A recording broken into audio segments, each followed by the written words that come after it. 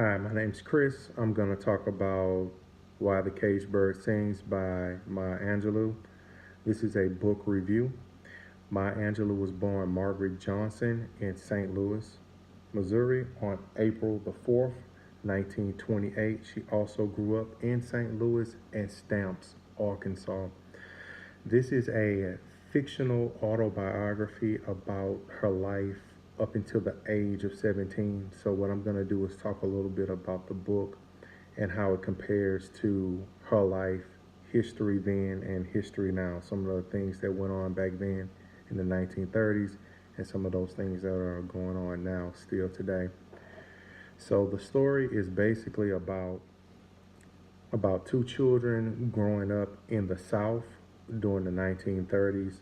And basically, it was two kids sent to their grandmother to live with them because their mother and father decided not to stay together and make their marriage work. So this was mainly based on Maya Angelou's life. Similar things went on in her life with her parents.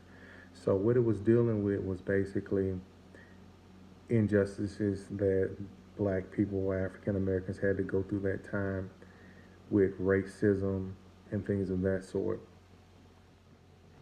Something that I thought was really moving in there is basically when the kids reach their grandmother, they're living in the South. And growing up in the South, it is a huge difference between the South and the North. But I'm sure back then in that time, it was a huge difference between the North and the South. And the book showed that in the South, you could be a business owner and be successful and running your own business. But at the same time, Caucasian people could come and treat you any kind of way or take what they want, and you had to deal with it. Compared to living in the North, where black people were more independent and they still had racism, but not to the point where if something bad happened, they had to hide for their safety or worry about what was going to happen to their life just because a Caucasian person would decide to, you know, I want to come kill a person just to do something like that.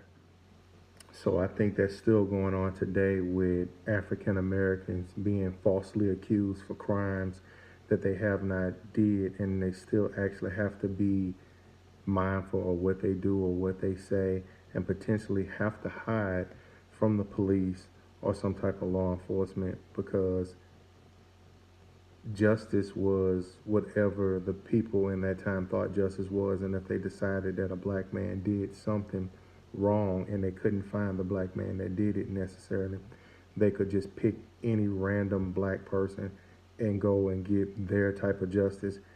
And I think that's still going on today with a lot of things in society, that we're not having to actually hide under, a sack of potatoes for our safety, but we have to hide in other ways and shapes or form to not be killed, basically.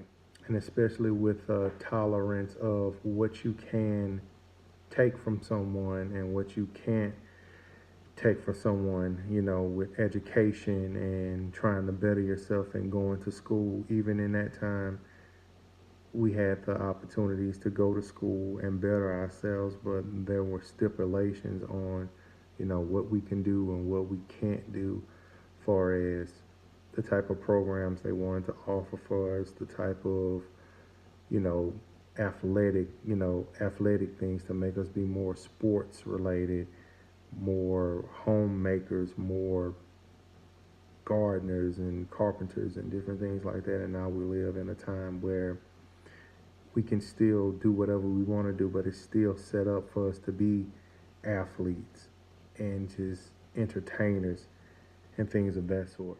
I thought it was very interesting that some of the things that was going on in the book, other than the racism, is still going on today, like family. The family part was a huge part in there that I noticed that historically things in that book that happened to this family is still happening now, mainly in the African American community, where people decide to have a child together, one or two, and then they decide, well, they don't want to have a family or don't want to take care of the kids, whether it's the father, mother, or both together. In the story, it was the father and mother, they came to a mutual agreement that they didn't want the kids anymore. So what the father did was he sent his kids to his mother, which will be the kid's grandmother. And you see that a lot today in this time where people have kids and it's the grandparents that are raising the kids while the parents are going off living their lives and trying to pursue the dreams that they want to pursue. And that really bothers the kids and hurts the kids. As you can see in the book, by reading the book, it has a big influence on how a child grows up and how a child proceeds. Their mother and father also sees the world. And I think a lot of people are, not everybody, but a lot of people are selfish in that way, where they just want to live their life and be successful and do whatever it takes to bring their self happiness. But in the in between time, the kids are suffering, and it's the grandparents that are raising them, trying to teach them morals and values when it's the parents' job. And I think it's very interesting that most of this is based on Maya Angelou's life growing up. So she went through a lot of this personally, and that's why she wrote this book. It came to a point where the father decided that he wanted to come get his kids and take them away from the grandmother, and the grandmother was all that they knew. And it's kind of like that right now in present day. And still, even when the father got the kids, he still didn't want the kids. He brought them to the mom, and the mom was basically just trying to be a mom to make herself feel better because she didn't handle the responsibilities of being a mother. And that's why different things happen, like that, because even I know people that have kids and they think that giving kids material possessions will help raise the kid and make the kid better, but actually hurts them in the long run. And leaving a child alone leaves them open to all different type of things happening in their lives, which in this story, leaving her daughter alone um, was rape. And that's something that Maya Angelou went through personally in life, and she put into this book, telling this story through this kid. And so much that a child has to deal with by not being taught by their parents, certain things.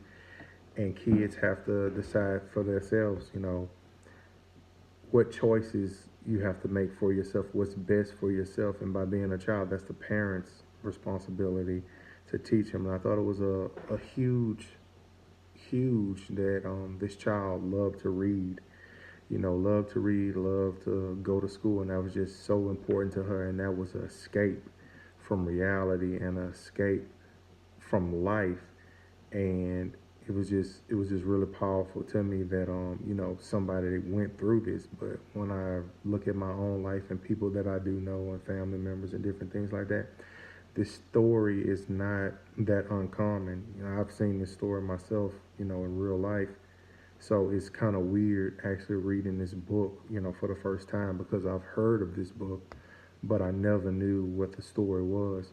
And just seeing this story written on paper and comparing it to people that I know, this story is not a unique story to me. It's still happening today from choices and decisions, and I just think that reading and taking you to a new place and education and knowing that you can travel anywhere you want to travel, see whatever you want to see, have an escape from books and stories. I think that's just very powerful, and that's what I loved about this character in the story, is that from her reading and from her studies and just from doing her best in school, she just knew that she could do so much better.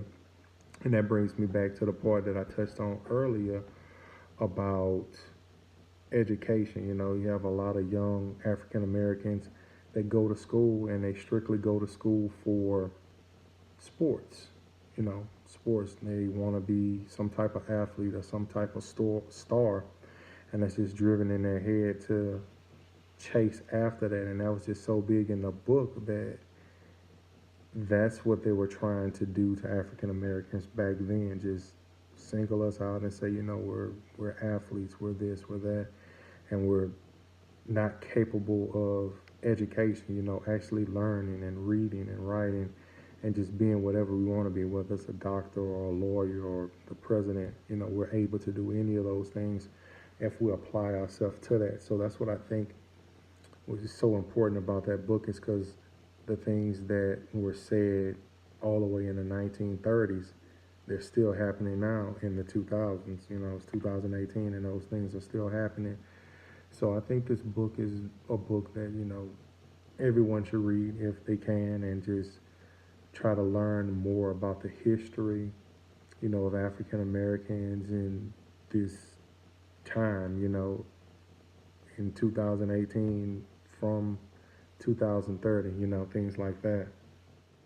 There's so many powerful quotes in this book that I just love. Like, there's no greater agony than bearing an untold story inside you, hoping for the best and preparing for the worst, unsurprised by anything in between. That's another great quote in this book.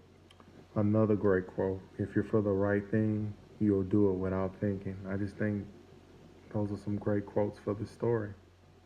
And really, don't worry, because you ain't pretty. I hope you enjoyed this little brief review on Why the Caged Bird Sings by Maya Angelou. Thank you for listening.